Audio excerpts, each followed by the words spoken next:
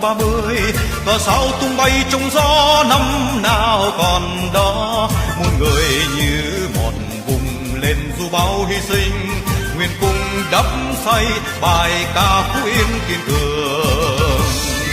Qua bao năm gian lao quân dân chung sức chung lòng, bừng lên anh lúc thắp sáng những đêm đồng khơi từ hòa thịnh.